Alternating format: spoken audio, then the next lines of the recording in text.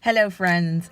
Welcome to Crescent Times, the home of diaspora stories on culture, identity, motherhood, and womanhood. Kids are such an important reminder of being in the moment. Right. If you just they operate, they're so in the moment. And this is what I feel as adults. I think Eckhart Tolle has been trying to get us Oh, to try and teach us again how to be in the moment and oh, appreciate that moment.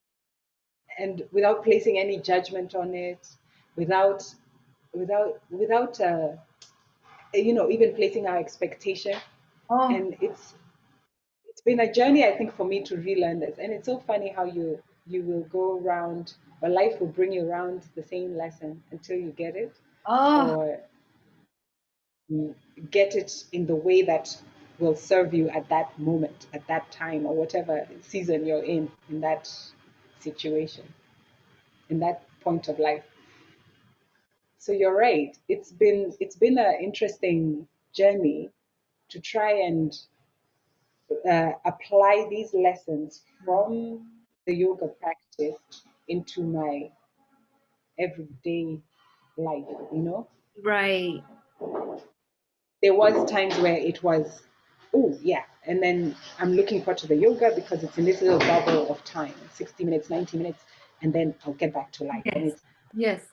must also say, even in my spiritual practice, I Mm. would say it's almost the same. If it's at that time that I'm in church or at that time I'm in a Bible study, oh yes, you're getting the thing, but then you don't really take it over. Or you're there busy thinking about what's coming next after church, or where are we going for lunch after church or after Bible study? What things do I have to prepare for the next day or something like this? Like the space that yoga has now started being for me is something that I can dig into these other aspects of my life. Putting like I'm saying, okay, the time is up, but I know we can go on forever, really, because there's so much to talk about. Exactly. And I think one thing that this pandemic has also helped increase my appreciation of is real connected, real conversations.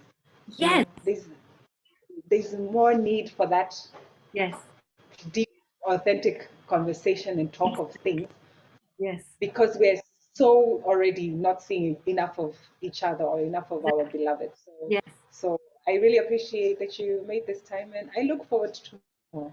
Me I look too. forward And to. I think, as you're saying, is right now is the time to make connection, to really deepen those friendships, make real connections, and not waste time with connections that are not serving, that are not sort of, where you just stay on the surface and it's like, okay, so what? It's great and it's appreciative, but it's just the problem is that in the face of so much difficulty, in Yeah, the face of almost, I don't want to say mortality, but I do mean it, actually, because that's the thing. We've come to face a lot of cases where actually, we're losing people, or we're thinking of losing ourselves in a way, mentally, emotionally, physically. this And is so true. therefore to have connections that really matter is where it's at. It's the truth.